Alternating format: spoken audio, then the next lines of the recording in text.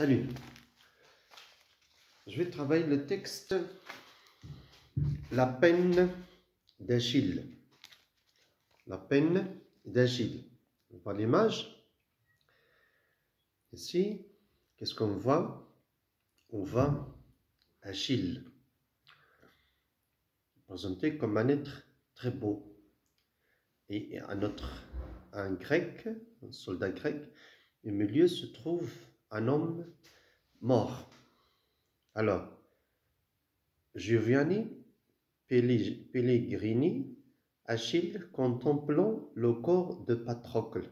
Ça, c'est Patrocle, Achille, il regarde le corps de son ami Patrocle qui est mort. La technique, huile sur toile vers 1700, musée de 60. Bien. Alors, la peine d'Achille. Qui a écrit ce texte? C'est Homère. Aurait vécu, peut-être, aurait, conditionnel s'est passé, peut-être, entre 850 à 750 avant Jésus-Christ, en Grèce. C'est un pays européen. On dit qu'il était, ça veut dire selon ce qu'on dit, on ne sait pas sûr, on n'est pas sûr, pardon. On dit qu'il était un aïd itinérant, c'est-à-dire un poète qui récitait son œuvre en ville. Il la récite oralement, elle passe d'une ville à une autre pour raconter son œuvre. Son roman, c'est-à-dire son histoire. On dit aussi qu'il était aveugle. Deux épopées lui sont attribuées. L'épopée est un poème, dit oralement.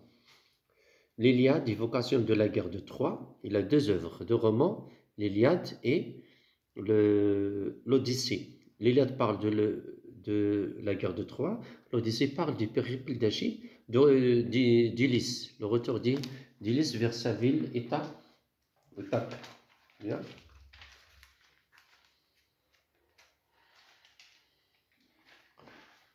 Voilà, c'est ça les épopées qui existent. Avant, nous avons l'Énéide, notre premier siècle avant Jésus-Christ, auteur Virgile, c'est là. Héros inné, c'est la fondation de Rome. Ça, c'est de la Louve. D'accord? Rémus et Romulus, l'histoire de Rémus et de Romulus, élevé par la Louve. Ici, nous avons dans le Troie, dans la Grèce, ici, nous avons, d'accord, dans la Athènes, là, la capitale de la Grèce, nous avons l'Iliade, date 9 à 18e siècle avant Jésus-Christ. Auteur Homère, Achille, il parle d'Achille et d'Hector, c'est la guerre de Troie. L'Odyssée, du même auteur Homère, il parle du périple d'Ulysse. L'épopée de Gilgamesh, là, l'auteur inconnu, l'histoire de Gilgamesh, 5e roi d'Uruk. Alors il se trouve ici, dans la Mésopotamie. On va lire le texte de la peine d'Achille. Alors la question, ça veut dire quoi la peine? C'est là, la tristesse, la douleur. La douleur de qui? D'Achille. Si on dit Achille, c'est comment? On parle d'une grande personne, le divin Achille. Il est mortel, à peu près immortel, invincible. C'est un roi illustre, fameux, connu. Alors sa peine ne sera pas comme la peine des autres, sera distinguée. L'Iliade a pour cadre la guerre de Troie opposant les Achéens menée par Agamemnon aux Troyens. Alors, de quoi parle l'Iliade? Le roman, bien l'œuvre Iliade, écrite par Homère, il parle de la guerre de Troie qui a opposé les Achéens, ça veut dire les Grecs, guidés par Agamemnon, c'est le vrai de Ménialos, à qui on a enlevé Hélène, et les Troyens. Il y a aussi, c'est pas seulement Agamemnon, Ménialos, Achille, Ulysse, Patrocle, il y en a beaucoup, et leurs soldats. Ils vont attaquer Troie, ils vont assiéger Troie pendant 10 ans pour libérer Hélène. Hélène, c'est la femme de Ménialos. Elle est enlevée par Paris, le chef troyen. Bien, alors, Achille, l'un des héros achéens, a appris la mort de son compagnon Patrocle. Qu'est-ce qui s'était passé? L'ami intime d'Achille est mort. Un problème, un chagrin. C'est la peine d'Achille. Il est mort lors, pendant cette guerre. Que c'était alors? Il s'abandonne à la lamentation et refuse toute nourriture. Il se lamente, il se gémit, il se plaint. Oh, mon ami qui est mort, comment je vais vivre? Qu'est-ce que je fais sur cette terre? Pourquoi tu m'as laissé? Pourquoi on t'a tué? Qui va être à mes côtés? Ainsi de suite. Il va se lamenter. Et pour exprimer sa douleur, son chagrin, son affliction, qu'est-ce qu'il va faire? Il ne veut ni manger, ni boire. Il reste, il se lamente dans un coin. Et même, il ne veut plus participer à cette guerre parce qu'il a perdu son meilleur ami, son ami préféré, son ami intime. Qu'est-ce qu'il va se passer? Achille va parler.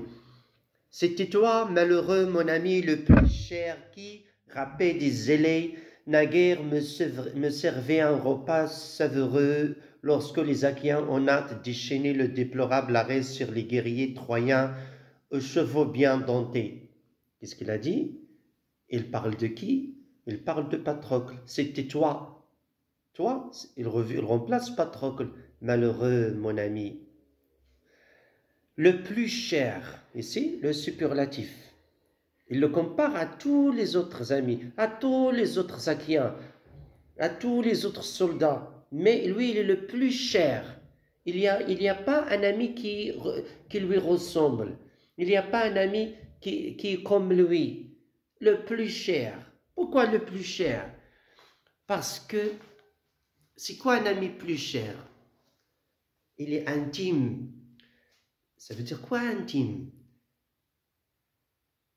Vous partagez les secrets, il ne va pas les raconter aux autres. Il va t'aider dans le besoin, si tu en as besoin de lui. Ça veut dire quoi dans le besoin? Par exemple, tu es malade, il va être à tes côtés. Tu as un problème, il va t'aider à le résoudre. Tu as besoin de l'argent, il va t'en prêter, même si lui, il en a besoin. Ça veut dire toujours, il est à tes côtés quand tu en as besoin de lui. Ce n'est pas qu'il est à tes côtés lorsqu'il a besoin de toi. Et lorsque tu as besoin de lui, tu ne le trouves pas. Non, ça c'est l'ami, le meilleur ami, l'ami intime. Il est toujours à tes côtés. Il règle, il rend ta vie heureuse. D'accord? Le plus cher. Alors, tous ces sacrifices que fait cet ami l'ont rendu le plus cher, avec le superlatif, le plus. Qui rapide et zélé.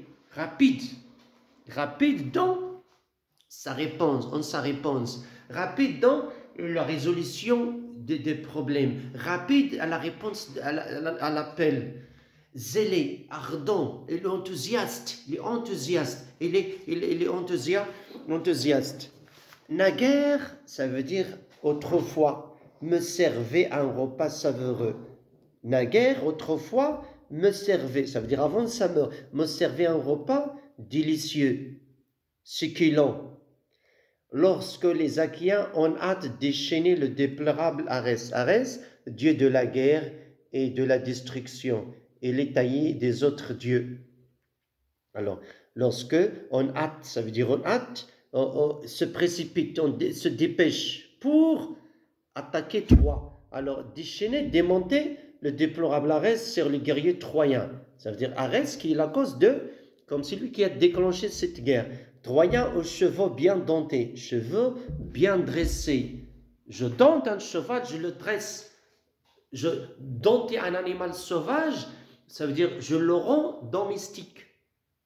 Je vais dompter un lionceau. Il est sauvage, il a griffe, il attaque, il crie, mais je le ramène à la maison, je le dompte, etc., jusqu'à ce qu'il devienne domestique. Et maintenant, ça c'est avant. Ça veut dire avant qu'il soit mort. Maintenant, il parle après sa mort. Le corps brisé. Le corps de qui? Le corps de Patrocle. Le corps brisé, tigi. C'est quoi? C'est le verbe gésir. Deuxième groupe. C'est quoi tigi? Titital. D'accord? Titital sur la terre, bien c'est quelque chose, il tale, il s'étend. Brisé, tigé à terre, ici, mon cœur ne veut ni du pain, ça veut dire la nourriture, ni du vin, la boisson, que j'ai dans mon logis, ça veut dire ma maison, c'est par regret de toi. Pourquoi il ne veut ni manger ni boire? Et parce qu'il regrette la mort de son ami Patrocle. Son cœur est brisé, il est déchiré, il est gêné, agacé, il est vexé par la mort de son ami. Il a perdu tout l'appétit, toutes les autres sensations. Il ne veut rien. Il veut son ami.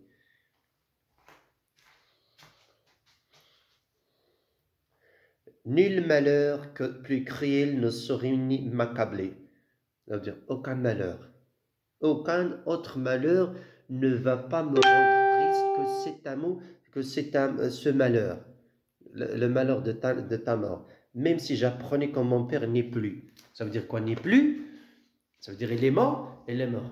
Si Achille apprend que son père est mort, il ne va pas être triste à ce point lorsqu'il a perdu son ami. Ça veut dire son ami a une grande valeur que son père. Bien. Voilà. La tirade, bien la parole d'Achille est terminée. Le narrateur dit, il parle en sanglotant. Il parle en sanglotant, ça veut dire en pleurant. Et les gémissements, les plaintes des anciens. Ça veut dire il s'agit des chefs achaéens. Ulysse, Agamemnon, Ménialos, lui répondent. Chacun d'eux se souvient de tout ce qu'au départ il a laissé chez lui. Le Cronide, ça veut dire qui est le Cronide? Zeus. Les voix ainsi se lamenter. Tous les chefs grecs. Tous les chefs grecs répondent aux lamentations d'Achille. Ça veut dire qu'ils partagent son malheur. Ils se lamentent à côté de lui. Alors lorsque tous ces chefs-là se lamentent, qui va se combattre? Personne. Alors ils vont perdre la guerre. Les Troyens vont triompher, gagner la guerre. Chacun d'eux se souvient de tout ce qu'au départ il a laissé chez lui. Il se rappelle de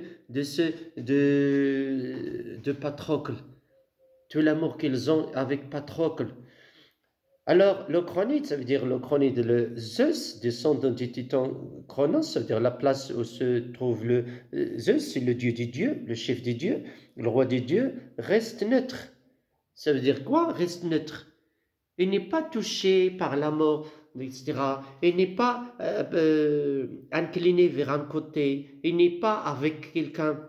Reste neutre. Il n'est pas touché ici. Il n'est pas touché par cette mort ici en voyant Achille triste. Alors, dans la guerre de Troie, en plus, il n'est avec aucun côté. Il n'est ni avec les Troyens, ni avec les Achéens. Il ne se tient personne. Mais la pitié, alors les voix ainsi se lamenter, la pitié le saisit. La pitié a saisi son corps, et son cœur surtout. La pitié a régné son cœur. Et il ne peut pas supporter les voir comme ça, tout le monde les voir se lamenter. Alors il a la compassion, la pitié. Il appela Athéna. Athéna, c'est qui? Athéna est la déesse de la guerre dans ses aspects héroïques. Alors, pour lui dire aussitôt ces paroles, ces paroles courageuses, ces paroles importantes, courageuses. Alors, qu'est-ce qui va se passer? Zeus, ma fille. Zeus parle à Athéna, ma fille. De ce preux, le preux, vous avez l'explication, de ce courageux, tu te désintéresses. Qui est ce preux? C'est Achille. Ça veut dire que tu ne t'intéresses pas au problème d'Achille. Tu ne fais pas attention à ce que fait Achille. Tu négliges Achille. Achille souffre et toi, tu ne veux pas l'aider. Achille, pour ton cœur, n'est-il pas un souci? N'est-il pas une gêne? N'est-il pas un problème? Il reste là devant ses nefs. Ses nefs, ça veut dire les bateaux. Aux cornes hautes, les cornes de ces bateaux. pleurant son compagnon, pleurant la mort de son ami Patrocle. Tous les autres se sont alliés à leur repas. Tous les Achaïens mangent, sauf Achille, parce qu'il a refusé toute nourriture. Alors, il demeure lui seul, sans manger, sans rien prendre. Qu'est-ce qui va lui arriver? Il va être faible, il va être fatigué, il ne va pas avoir de la force pour manipuler les armes, il va avoir une maladie, il va tomber, il va s'évanouir. Il demeure lui seul sans manger, sans rien prendre. Alors, allons, pour empêcher que la faim ne l'atteigne, ne l'affaissit, ne le rende faible. Le rende faible. Verse, vide dans sa poitrine, le nectar et la douce ambroisie. Le nectar est la boisson des dieux, l'ambroisie, la nourriture. Alors, c'est fini la parole de Zeus. Il a parlé avec qui? Avec Athéna. Qu'est-ce qu'il lui a dit? Il ne sait pas dire normalement. Il lui a fait des reproches. Il l'a blâmé. Il la critique. Pourquoi ne t'intéresses-tu pas à Achille, à la souffrance d'Achille? Pourquoi tu ne veux pas l'aider? Le pauvre, il reste dans un coin sans manger. Il va avoir mal. En lui disant ces mots, il stimule, il pousse, il encourage Athéna, déjà pleine d'ardeur, d'enthousiasme. Il veut passer à l'action. Sous l'aspect d'un faucon, il va prendre l'aspect d'un oiseau rapace, un oiseau migrateur, un oiseau qui est carnivore, qui pousse ses grands cris. Il fait des cris épouvantables, et des grands cris qui s'entendent assourdissants partout, les ailes déployées, ça veut dire il ouvre, lorsqu'il vient de l'éther ou bien du ciel, il ouvre ses ailes pour arriver rapidement vers Achille. Le ciel s'élance et traverse l'éther. Vous l'avez ici, c'est l'air, traverse tout l'air rapidement, comme une éclair. Tandis que dans leur camp, dans leur place, les Argiens, ça veut dire les Achaïens, s'arment vite. Ils mettent leurs armes pour reprendre la guerre. Il vient près d'Achille, ça veut dire tout le monde s'est occupé, tout le monde ne l'a pas vu, tout le monde cherche ses armes, il met ses armes, il s'équipe. Alors qu'est-ce qu'il fait? Il intervient à côté d'Achille, discrètement, près d'Achille, et verse. Il va vider dans sa poitrine à la fois le nectar et la douce ambroisie. Ces deux, la boisson et cette nourriture, auront un miracle qui va stimuler, qui va arrêter l'alimentation, qui va soigner la douleur et la peine d'Achille.